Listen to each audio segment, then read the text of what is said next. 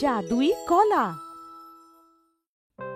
কমলের রোগা পাতলা হওয়ার কারণে সবাই তাকে নিয়ে ঠাট্টা করত। সুনায়না, তুমি নিজের ছেলেকে খেতে দাও না কেন? মা, সব খাইয়ে দেখে নিলাম, দুধ, মাখানা, কলা সব কিছু, কিন্তু এর শরীরে তো কিছুই লাগে না। এ পুরোপুরি নিজের দাদুর মতন হয়েছে। উনিও এর মতনই রোগা পাতলা ছিলেন। কিন্তু দিদা, সবাই আমাকে রোগা রোগা বলে আমাকে নিয়ে ঠাট্টা করে। এখন তুই রোগা পাতলা, এতে তোর কি ভুল? মন খারাপ করিস না, যা গিয়ে খেয়ে নে। কমল নিজের বন্ধু চামানের সঙ্গে খেলছিল, তখনই সেখানে আরো দুটো ছেলে এসে যায়। এই বলটা আমার। না না, এই বলটা আমার, কালকেই আমার বাবা এটা কিনে দিয়েছে। এই, এতক্ষণ এটা তোর ছিল, এখন এই বলটা আমাদের। না, আমার। আরে কাট, তুই আমাদের সঙ্গে লড়বি?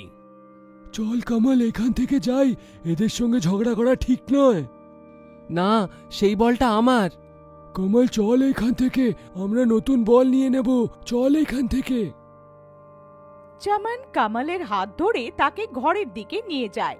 ছেলেগুলো ওকে বিরক্ত করে। ওদের কথা শুনে কামালের অনেক রাগ হচ্ছিল, কিন্তু সে কি করতে পারত? মন খারাপ করে কামাল একটা গাছের তলায় বসে পড়ে। তখনই তার বন্ধু চামান বলে, আরে কামাল, অনেক দেরি হয়ে গেছে, আমাদের ঘরে ফেরা উচিত, মা অপেক্ষা করছে হয়তো। তুমি যাও, আমি আরো কিছুক্ষণ এইখানে বসে থাকবো। ঠিক আছে, তুই কিছুক্ষণে এসে যাস। চামান সেখান থেকে চলে যায়। কিছুক্ষণ পরে কামালও ঘরে ফেরার ব্যাপারে ভাবল। যখন সে ঘরের দিকে ফিরছিল, সে একটা কলা গাছ দেখতে পেল, যেটা আলোতে ঝলমল করছিল। কামাল সে গাছের কাছে যায়। তখনই হঠাৎ গাছের থেকে একটা আওয়াজ আসে। কমল, আমি জানি তোমার মন খারাপ কেন আছে, আমি তোমাকে সাহায্য করতে পারি। একটা গাছ আমার কি করে সাহায্য করতে পারে? আর একটা গাছ কি করে আমার সঙ্গে কথা বলতে পারে? কমল, আমি সত্যিতে কথা বলতে পারি, কারণ আমি একটা জাদু কলার গাছ, আর আমি সত্যিতে তোমাকে সাহায্য করতে চাই। আপনি কি করে আমাকে সাহায্য করবেন? এই দেখো, এগুলো সব জাদু কলা, তুমি এদের মধ্যে একটা কলা খেয়ে নাও, আর তারপরে দেখো কি হয়। কামাল যেই একটা কলা ভাঙলো আর যেই একটা কলা খেলো, তার শরীর নিজের থেকেই বড় হয়ে গেল। কামালের শরীর তৈরি হয়ে গেল, সে অনেক সুন্দর দেখাচ্ছিল। কামাল অনেক খুশি হয়ে যায়। ধন্যবাদ, অনেক অনেক ধন্যবাদ তোমাকে। তুমি কি আমাকে সাহায্য করতে পারবে? হ্যাঁ হ্যাঁ, নিশ্চয়ই। তুমি বলো তো, আমি তোমার সাহায্য নিশ্চয়ই করব। আমি অনেক দিন ধরে খুব তেষ্টায় আছি, তুমি কি আমার জন্য সেই পুকুর থেকে জল আনতে পারবে? হ্যাঁ হ্যাঁ, নিশ্চয়ই। কমল পুকুরের কাছে যায় আর সেখান থেকে জল ভরে নিয়ে আসে। যেই সেই গাছটাকে জল দেয়, সেই গাছের আত্মা সেই গাছ থেকে বাইরে বেরিয়ে আসে আর কামালকে অনেক অনেক ধন্যবাদ জানায়। কামাল, তুমি আমার আত্মাকে তৃপ্ত করে দিলে, আমি অনেক দিন ধরে পিপাসু ছিলাম। ধন্যবাদ বন্ধু, কোনোদিন যদি আমার দরকার হয় তো আমাকে নিশ্চয়ই মনে করো, আমি তোমাকে নিশ্চয়ই সাহায্য করব। তারপরে সেখানে সাধারণ কলা গাছ এসে যায়। কমল যখন বাড়ি আসে, তখন তার দিদা আর তার মা তাকে দেখে অনেক আশ্চর্য হয়ে যায়। কামাল জাদু কলার ব্যাপারে ওনাদের সব জানায়। আমি একটা জিনিস বুঝতে পারলাম না, একটা গাছ কি পিপাসু হতে পারে? তারও কি আত্মা হয়? হ্যাঁ বাবা, গাছদেরও আত্মা হয়, তাদেরও খিদে পায়, তাদেরও আমাদের মতন জল আর আলোর দরকার হয়। দিদা, আজকের থেকে আমি সব গাছে জল দেব, এখন থেকে কোনো গাছ পিপাসু থাকবে না। জাদুই ওষুধ। এই কিছুদিন আগের কথা, আমার এক বন্ধু আদিত্য গ্রাম থেকে শহরে আসে, কিন্তু জানা নেই কেন সে অনেক দুঃখিত আর অসুস্থ মনে হতো। আরে আদিত্য, এটা কি হয়েছে তোমার?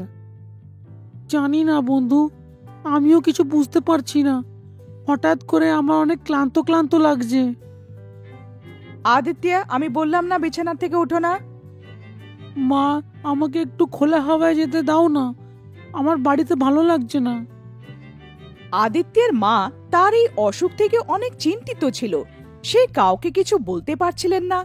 ওনার ভয় ছিল যে এমনি নয় তো আদিত্য যে গ্রামের সবার সঙ্গে বসে চিকেন খেয়েছিল তাতে সে অসুস্থ হয়ে গেছে। এখন তো আমার অনেক চিন্তা হচ্ছে আদিত্যর। এমনি হয়ে যায়নি তো যে সেই অসুখটা যেটা গ্রাম আর শহরে চিকেন খাওয়ার জন্য হচ্ছে, সেই অসুখটা আমাদের আদিত্যর হয়ে যায়নি তো? সন্ধ্যের সময় কিছু বন্ধুরা আদিত্যের সঙ্গে দেখা করতে তার বাড়িতে আসে, কেননা সে অনেকদিন ধরে স্কুলে যাচ্ছিল না। হ্যালো আদিত্য, কেমন আছো তুমি? যখন আদিত্য যুবরাজের সঙ্গে হাত মেলাচ্ছিল তখন যুবরাজ দেখে যে তার হাতে তো বিদঘুটে ভাবে দাগ হয়ে গেছিল। তোমার হাতে কি হয়েছে? তোমার আবার ওই ভাইরাসের অসুখ হয়নি তো? যুবরাজ আদিত্যের মাকে, আন্টি, একে তাড়াতাড়ি ডক্টরকে দেখান। এমনি হয়নি তো যে ভাইরাসের অসুখ হয়ে গেছে? বন্ধুরা, আদিত্য থেকে দূরে থাকো। এমনি আবার না হোক যে অসুখ আদিত্যের হয়েছে সেটা আমাদেরও হয়ে যাক। যুবরাজ হঠাৎ করে নিজের হাত দেখে চুপ হয়ে যায়। এই দেখো, এর মতন দাগ আমার হাতেও এসে গেছে। বাপ রে, আমারও ওই অসুখই হয়ে গেল। যুবরাজ নিজের বাড়ি যায় আর নিজের বাবাকে বলে, বাবা, বাবা, দেখো না আমার হাতে কিরকম দাগ হয়ে গেছে। হাতে এখনই গ্রাম থেকে এসেছে। আমি তাকে দেখার জন্য ওর বাড়ি গেছিলাম, আর আমি ওর সাথে যেই হাত মেলালাম এই কিছুক্ষণ পরে এই দাগ আমার হাতেও এসে গেল। বাবা, তাড়াতাড়ি আমাকে ডাক্তারের কাছে নিয়ে চলো না, আমার নিঃশ্বাস নিতে অনেক অসুবিধা হচ্ছে। যুবরাজ নিজের বাবার সঙ্গে কথা বলতে বলতে হঠাৎ অজ্ঞান হয়ে যায়। তার বাবা ভয় পেয়ে যান আর তাকে তাড়াতাড়ি ডক্টরের কাছে নিয়ে যান। ডক্টর, ডক্টর, এর কি হয়ে গেল? তাড়াতাড়ি চেক করুন না। এ তো অজ্ঞান হয়ে গেছে। ডক্টর চেক করতে করতে, শুনুন, কি খেয়েছে? না না ডক্টর, এ বাইরের কোনো জিনিসই খায়নি। নিজের বন্ধুর সাথে দেখা করতে গেছিল, আর ওইখানে যখন সে ওর সাথে হাত মেলালো তো তার হাতেও এই দাগগুলো দেখেছিল। তাড়াতাড়ি ওর হাতেও চলে আসলো। ডক্টর বাবু, এটা কেমন অসুখ? আমার ছেলে ভালো হয়ে যাবে তো? এইটা অনেক সাংঘাতিক রোগ। এটা ছোঁয়াচে রোগ। এটা হাত মেলালে মাংস টাংস খেলেই হচ্ছে। ডক্টর যুবরাজকে ইঞ্জেকশন দেন আর বাবা তাকে বাড়ি নিয়ে এসে যান। যুবরাজের অসুখের কথা সব বন্ধুদের মধ্যে ছড়িয়ে যায়।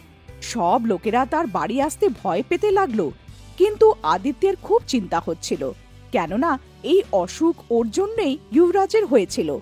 আর আদিত্য ভাবতে থাকে যে কি করবে, কেননা ওর যা অসুখ হয়েছে সেই অসুখ যুবরাজেরও হয়ে গেছে। আদিত্য নিজের ঘরে বসে ভগবানের কাছে প্রার্থনা করে।